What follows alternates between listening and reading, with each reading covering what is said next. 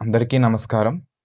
ఈరోజు నేను మాట్లాడుతున్నది కేవలం ఒక వ్యక్తి గురించో, ఒక పార్టీ గురించో కాదు. మన మూలాలు, మన సంస్కృతి, మన అస్తిత్వం అయిన సనాతన ధర్మం గురించి.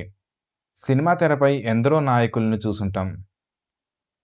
కానీ నిజ జీవితంలో సమాజం ఏమైపోయినా పర్లేదు, నా పలకరింపులు, నా సంపాదన బాగుంటే చాలు అనుకునే రోజుల్లో ఒక్క వ్యక్తి తన సర్వస్వాన్ని పణంగా పెట్టి ధర్మం కోసం సింహంలా గర్జించారు. ఆయనే మన పవన్ కళ్యాణ్ గారు. పవన్ కళ్యాణ్ గారు, మీరు నిజంగా గ్రేట్ అండి. మీ నుండి మేము ఇది అస్సలు ఊహించలేదు.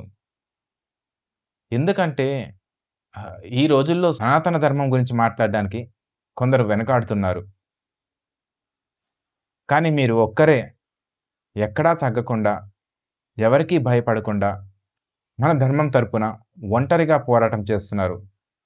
పవన్ కళ్యాణ్ గారు, hats off to you sir. ఒక్కసారి మన పక్క రాష్ట్రాల వైపు చూడండి. కొందరు రాజకీయ నాయకులు, స్టాలిన్ లాంటి వాళ్ళు సనాతన ధర్మాన్ని ఒక వ్యాధిలా చూస్తూ దీన్ని నిర్మూలించాలి, దీన్ని అంతం చేయాలి అంటూ ఎంత అహంకారంతో మాట్లాడారో మనం చూసాం. అధికారం చేతిలో ఉంది కదా అని కోట్ల మంది నమ్మకాన్ని, భక్తిని అవహేళన చేశారు. కానీ ధర్మాన్ని కించపరిస్తే ప్రకృతి ఊరుకుంటుందా? మొన్న పవన్ కళ్యాణ్ గారు ఒక బహిరంగ సభలో అద్భుతమైన మాట చెప్పారు.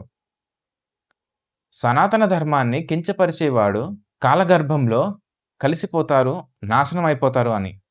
ఆ మాట అక్షరాల సత్యమైంది. మన కళ్ళ ముందే జరిగింది, చూసాం మనం.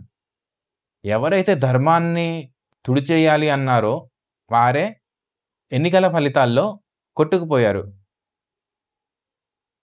పశ్చిమ బెంగాల్ అయినా, తమిళనాడు అయినా ధర్మానికి వ్యతిరేకంగా వెళ్ళిన వారికి ప్రజలు సరైన గుణపాఠం చెప్పారు.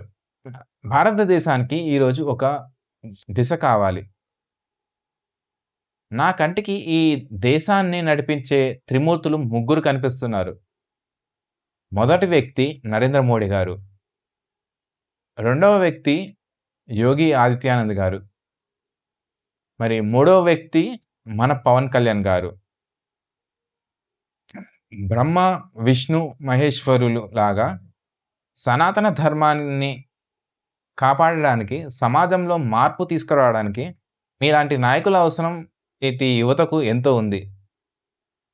మీరు కేవలం ఒక పొలిటీషియన్ మాత్రమే కాదు, మమ్మల్ని నడిపించే ఒక రియల్ లీడర్.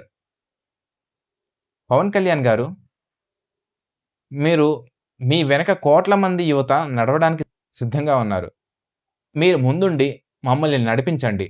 మన సమాజంలో భక్తి భావాన్ని, ధర్మ రక్షణను ప్రతి ఒక్కరి గుండెల్లోకి తీసుకెళ్లే బాధ్యతను మేము తీసుకుంటాం. ధర్మో రక్షతి రక్షితః. జై హిందూ, జై ఇండియా.